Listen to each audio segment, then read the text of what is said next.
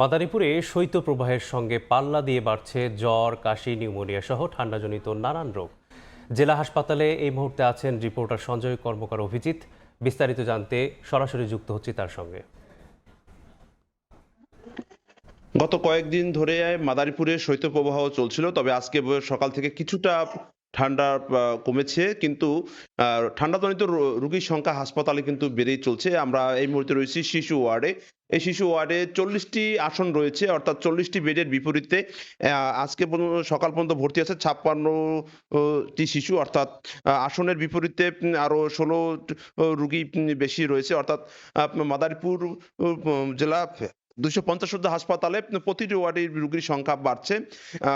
আমরা কথা বলেছিলাম চিকিৎসকের সাথে, তারা জানিয়েছেন যে এই ঠান্ডা মৌসুমে শিশু এবং বৃদ্ধদের আসলে রোগ বেড়েই চলছে।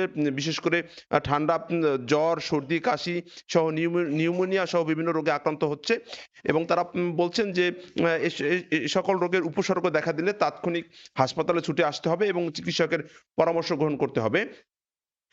এছাড়া তারা জানিয়েছেন যে হাসপাতালে পর্যাপ্ত চিকিৎসার ব্যবস্থা রাখা হয়েছে।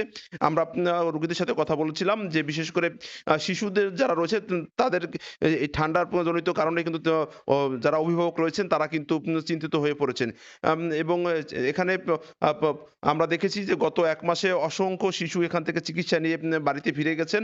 অর্থাৎ নিউমোনিয়া যে রোগটি সেটি কিন্তু আক্রান্ত হচ্ছে বেশি, এবং এই রোগ এর উপসর্গ দেখা মাত্রই কিন্তু হাসপাতালে ছুটে আসার কথা বলছেন চিকিৎসকরা।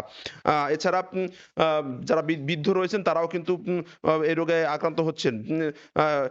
ঠান্ডার কারণে শৈত্যপ্রবাহ গত 1 সপ্তাহ ধরে কিন্তু বেড়েই চলছিল, যেহেতু আজকে একটু কমেছে, কিন্তু রোগীর সংখ্যা কিন্তু তুলনামূলকভাবে কিন্তু কমেনি। অর্থাৎ রোগী যারা রয়েছেন তারা কিন্তু হাসপাতালে ছুটে আসছেন, এবং দিনমজুর যারা রয়েছেন, খেটে খাওয়া মানুষ, তারাও কিন্তু এই ঠান্ডাজনিত নানা রোগে আক্রান্ত হচ্ছেন এবং এই হাসপাতালে ছুটে আসছেন। তো সবকিছু মিলে বলা যায় যে মাদারীপুরের 250 শয্যা হাসপাতালে ঠান্ডাজনিত রোগীর সংখ্যা বেড়েই চলছে। তো এই ছিল আমার কাছে সবশেষ। সহকর্মী সঞ্জয় কর্মকার অভিজিৎ যুক্ত ছিলেন মাদারীপুর থেকে।